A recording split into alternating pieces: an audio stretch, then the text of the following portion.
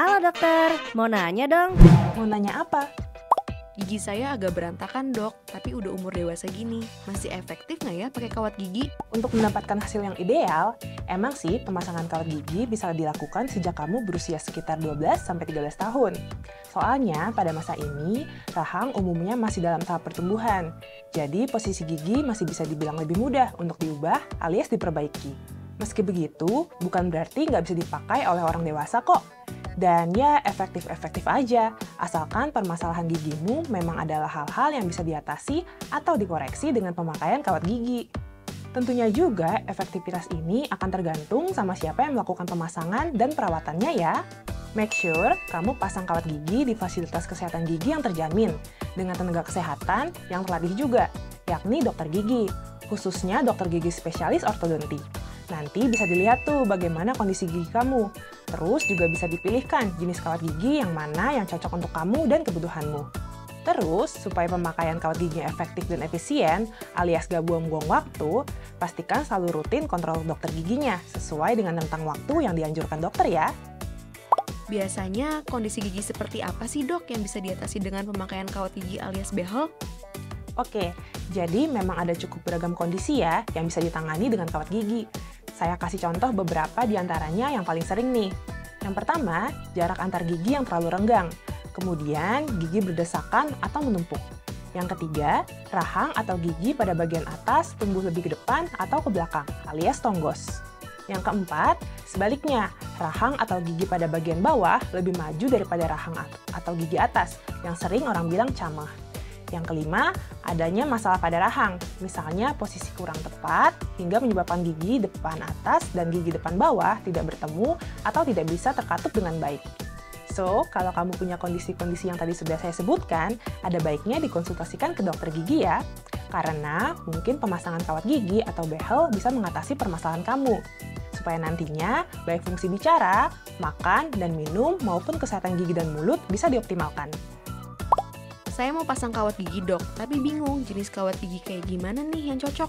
Sebenarnya sih kamu nggak perlu bingung soal itu ya, karena nanti ortodontis atau dokter giginya yang akan menentukan jenis kawat gigi yang sesuai dengan kebutuhan kamu.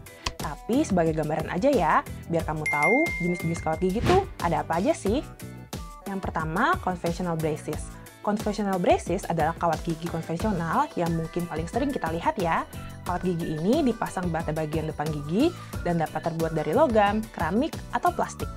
Pada kawat jenis ini, terdapat bracket yang ada pada masing-masing gigi akan dihubungkan dengan karet elastis, biasanya yang ada warna-warninya itu ya, dan kawat khusus atau wire untuk memberikan tekanan pada gigi. Ini dilakukan agar gigi dapat bergeser perlahan ke posisi yang diinginkan. Yang kedua, lingual braces. Lingual braces adalah kawat gigi yang dipasang di bagian belakang gigi. Oleh karena itu, jenis kawat ini umumnya tidak dapat terlihat dari depan. Jenis kawat gigi ini umumnya dipilih oleh pasien yang tidak ingin terlihat jelas menggunakan kawat gigi. Selanjutnya ada clear aligner. Clear aligner adalah behel dari plastik bening yang menutupi gigi. Disk kawat gigi ini dapat dilepas pasang dan harus dibersihkan secara rutin. Clear aligner merupakan alat transparan yang melapisi seluruh gigi sehingga tidak begitu terlihat. Hal ini membuat clear aligner lebih unggul secara estetika, tetapi alat ini membutuhkan waktu yang lama untuk memperbaiki susunan gigi. Dan yang terakhir, self-ligating braces. Self-ligating braces adalah jenis kawat gigi yang menggunakan logam kecil pada bracket, yaitu bagian kawat gigi yang berfungsi sebagai penopang. Jenis kawat ini lebih tahan lama daripada kawat gigi konvensional. Selain itu, pemakaiannya juga tidak perlu sering kontrol ke dokter. Konsultasikan aja dengan dokter gigi ya, supaya bisa dipilihkan jenis kawat gigi yang terbaik dengan sesuai kebutuhan kamu. Mau pasang kawat gigi, tapi ada risikonya nggak sih dok? Cara merawat giginya juga pasti beda ya sama orang yang nggak pakai behel. Nggak perlu cemas, karena selama dipasang oleh ortodontis, yakni dokter gigi yang telah menjalani pelatihan khusus untuk mendiagnosis, mencegah, serta merawat gigi dan rahangnya tidak rata, maka pemasangan kawat gigi atau behel itu aman kok. Meski begitu, setiap prosedur medis memiliki risiko komplikasinya masing-masing. Jadi, kamu tetap gak boleh abai ya. Kalau pada prosedur pemasangan behel gigi, komplikasinya itu bisa berupa gigi berlubang, terbentuknya karang gigi akibat sisa makanan yang tertinggal di sela-sela kawat gigi, radang gusi, serta sariawan akibat tergores kawat gigi. Selain itu, ada kemungkinan juga terjadi reaksi alergi terhadap bahan kawat gigi nih, meski terbilang jarang terjadi sih. Tapi perlu diingat, risiko komplikasi ini bisa meningkat jika kamu nggak melakukan perawatan kawat gigi dengan baik. Jadi, rutinlah merawat behel giginya ya. Caranya bisa dengan: pertama, rajin sikat gigi, apalagi habis makan. Selanjutnya, rutin bersihin celah antara kawat dengan gigi. Bisa pakai benang gigi atau dental floss. Yang ketiga, hindari tuh makanan yang lengket atau yang bisa nempel di kawat gigi, kayak permen karet, karamel, atau kembang gula.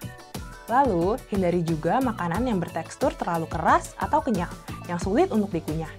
Yang kelima, kunjungi dokter gigi untuk memeriksa dan membersihkan kawat gigi secara berkala, sesuai dengan jadwal yang telah dianjurkan dokter ya.